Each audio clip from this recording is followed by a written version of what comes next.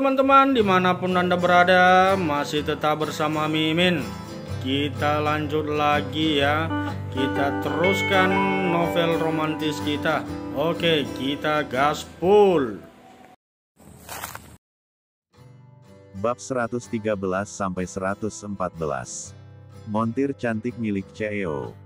Seluruh tubuh Tuan Zack terasa kaku, dan nafasnya seakan tercekat di tenggorokan.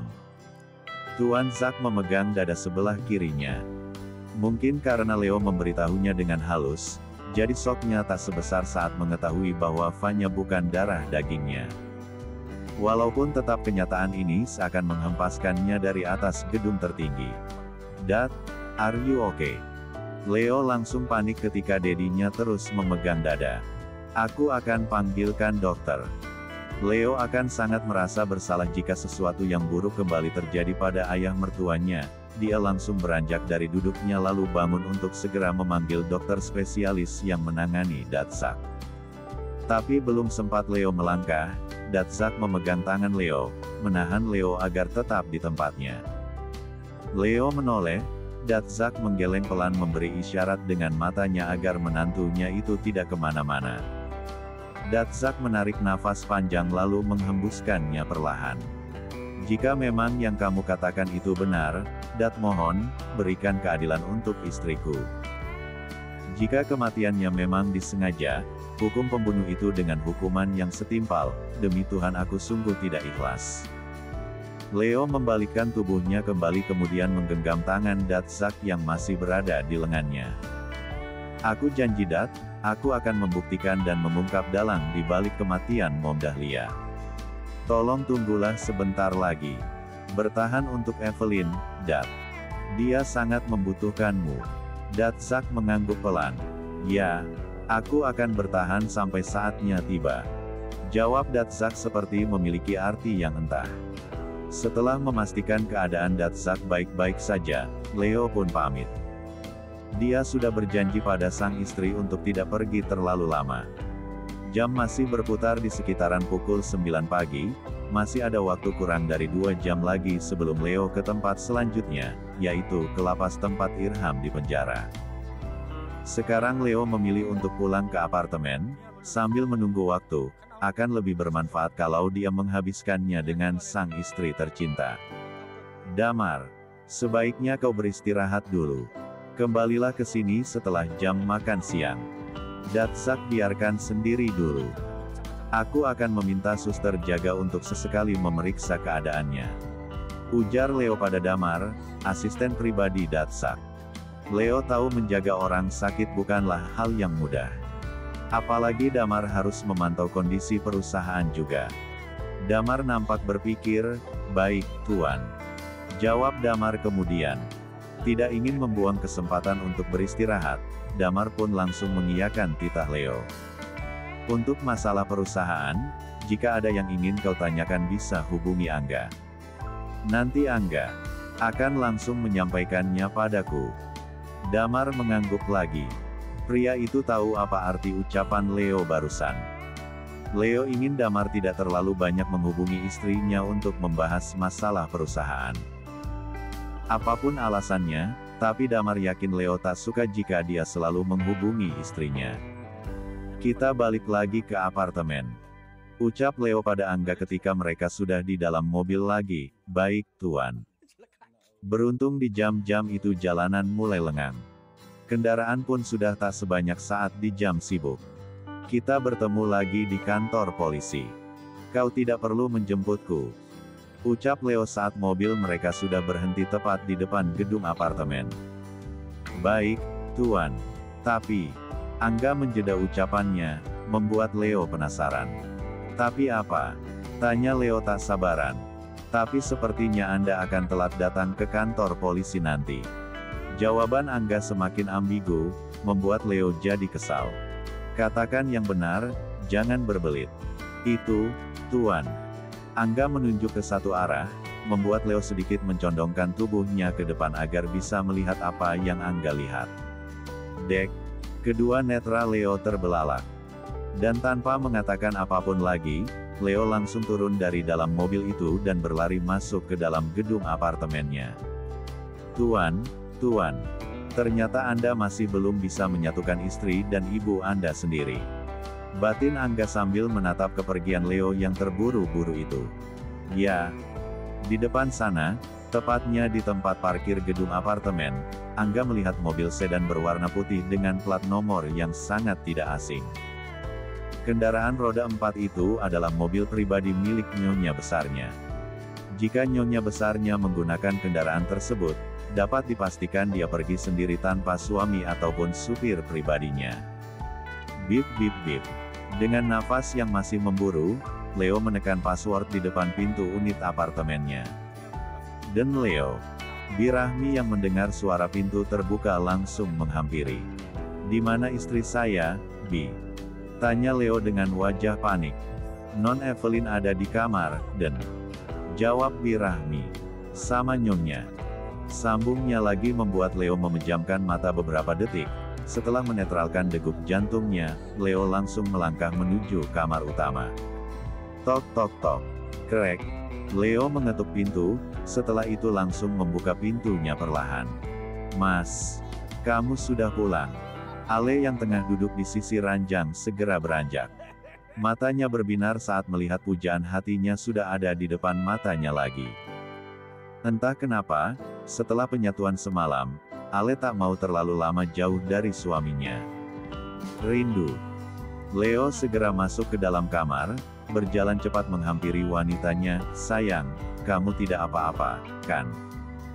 tanya Leo seraya memeriksa tubuh sang istri dari ujung kepala sampai ujung kakinya.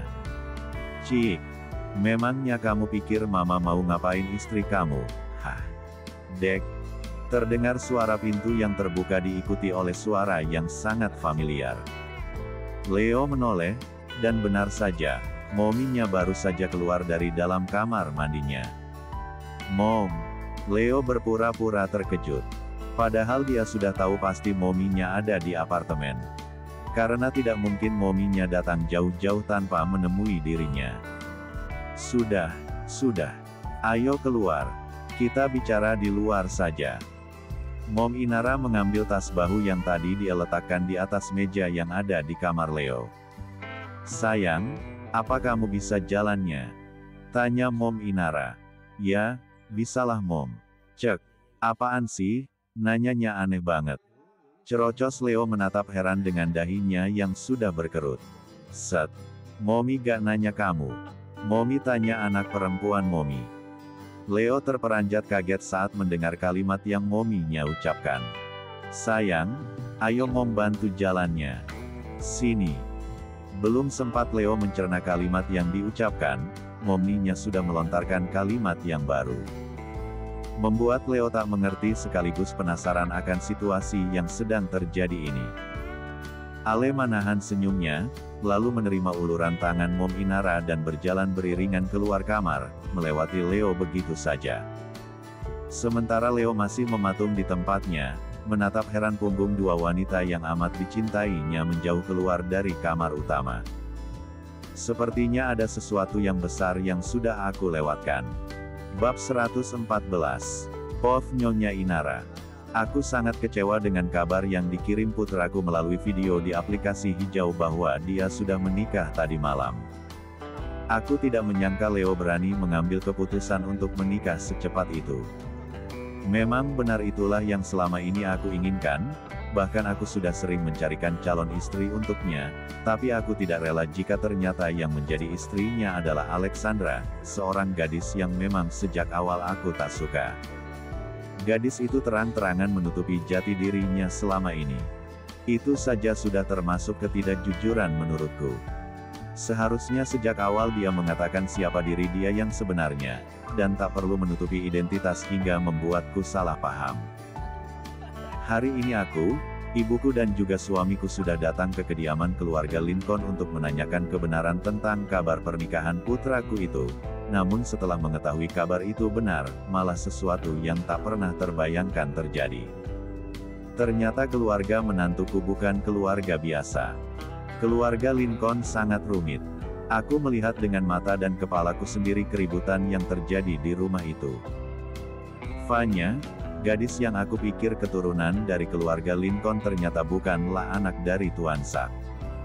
Padahal selama ini Sophie selalu menyombongkan diri bahwa Vanya kelak akan menjadi pewaris tunggal grup Lincoln.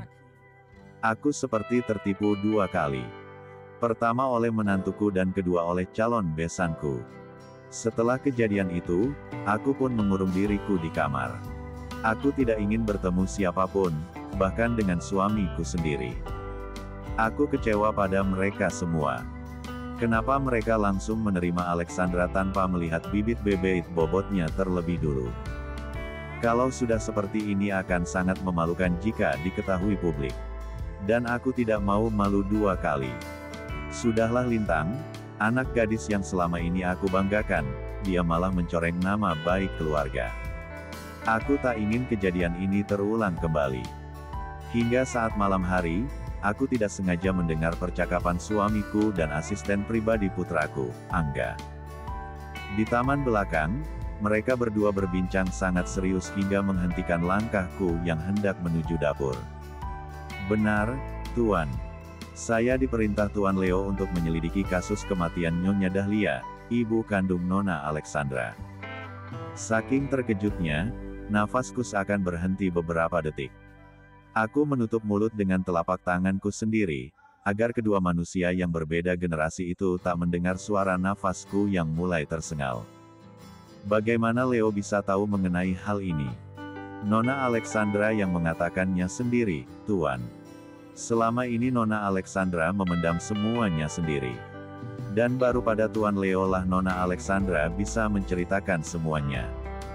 Aku sangat kasihan pada Nona Alexandra, Tuan. Sejak kecil Nona Alexandra tak pernah mendapatkan kasih sayang seorang ibu. Baik Nyonya Sophie maupun Vanya, mereka tak pernah sekalipun menganggap Nona Alexandra sebagai bagian dari keluarga. Bahkan Nona Alexandra sudah dikirim ke luar negeri seorang diri sejak lulus dari sekolah dasar. Dan itu semua perbuatan Nyonya Sophie, Tuan. Aku mendengar semua percakapan itu. Aku tak menyangka, gadis yang kukira pemberani dan penuh percaya diri ternyata memiliki jalan hidup yang amat menyakitkan. Seketika aku langsung menyesal mengingat ucapanku tadi pagi padanya. Kadang ucapanku memang bisa sangat menyakitkan. Bicaraku jadi tidak sopan saat aku marah. Tidak ada orang yang aku takuti saat emosi. Maka dari itu aku sangat menghindari perdebatan. Setelah percakapan itu berakhir, aku segera kembali ke kamar sebelum suamiku dan juga Angga melihatku yang sejak tadi menguping pembicaraan mereka. Biarlah ini menjadi rahasiaku. Dan setelah mendengar percakapan itu, aku sudah bertekad dalam hati bahwa aku akan menerima Alexandra menjadi menantuku dengan tangan terbuka. Aku akan menjadi sosok ibu yang tak pernah dia rasakan selama ini. Dan aku akan menjadikannya menantu paling bahagia di muka bumi ini. Aku bersumpah. Pov Alexandra. Setelah suamiku pergi, hanya selang 5 menit tiba-tiba pintu apartemen kembali terbuka.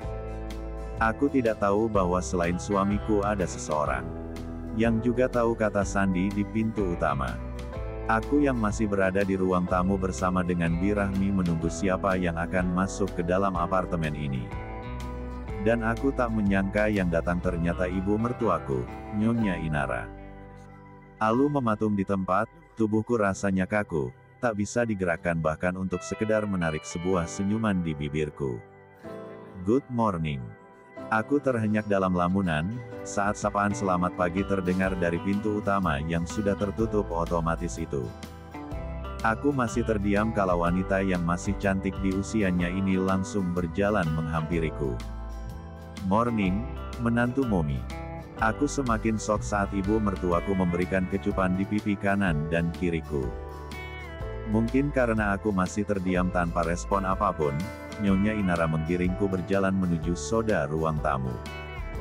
Keterkejutanku belum tuntas, tapi Nyonya Inara sudah menggenggam jemariku dengan tatapan yang aku tak mengerti. Nak, Mom minta maaf padamu atas apa yang pernah Mom perbuat selama ini. Mom sudah banyak menyakiti hatimu. Kamu mau kan memaafkan kesalahan Mom, sayang? Aku tak tahu apa yang merubah pikiran ibu mertuaku dalam waktu yang sekejap ini, tapi aku tak melihat ada kebohongan dari sorot matanya yang masih menatap mataku. Aku mengangguk pelan seraya tersenyum simpul, bagiku cukuplah itu sebagai jawaban. Namun ternyata keterkejutanku belum usai, Nyonya Inara memelukku begitu erat. Aku tak mengerti kenapa hatiku merasakan kehangatan ini. Kehangatan pelukan yang berbeda dari yang biasa aku dapatkan saat bersama Leo. Rasanya seperti mendapatkan kehangatan dari pelukan seorang ibu. Setelah saling memeluk dan menumpahkan semua rasa, Mom Inara membawaku ke dalam kamar utama. Aku tak tahu apa yang akan beliau bicarakan padaku, sepertinya sebuah rahasia. Sayang, apa masih sakit? Kamu tidak perlu malu, ini wajar dan normal bagi kamu yang baru pertama kali melakukannya. Mom akan berikan salep oles yang ampuh untuk mengobati luka perih di area keunitaanmu. Dulu Mom juga sama sepertimu, malah Mom lebih parah, Mom tidak bisa berjalan sampai 2 hari lamanya. Ternyata Momer mengajakku ke kamar untuk membahas diriku yang tidak bisa berjalan normal. Aku malu, sungguh sangat malu. Tetapi ini jauh lebih baik daripada Momer bicara di luar, sebab di luar ada Bi Rahmi yang pasti akan mendengar percakapan kami. Aku hanya tersenyum kikuk, tak bisa mengatakan apapun, sebab memang di bagian intiku masih sangat sakit dan perih. Aku tak menyangka bercinta untuk pertama kali rasanya sangat menyiksa.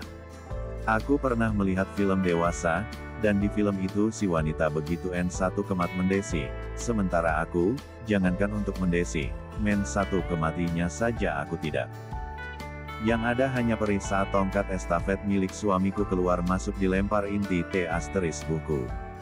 Ah, mungkin benar, aku belum terbiasa. Oh ayolah, wajar bukan jika aku belum bisa satu kemati penyatuan kami sebab ini memang pengalaman pertama bagiku. Tapi di balik itu semua aku sangat bersyukur, sekarang ada Mom Inara yang memperhatikanku layaknya seorang ibu pada putrinya. Semoga selamanya sikap Mom Inara seperti ini padaku.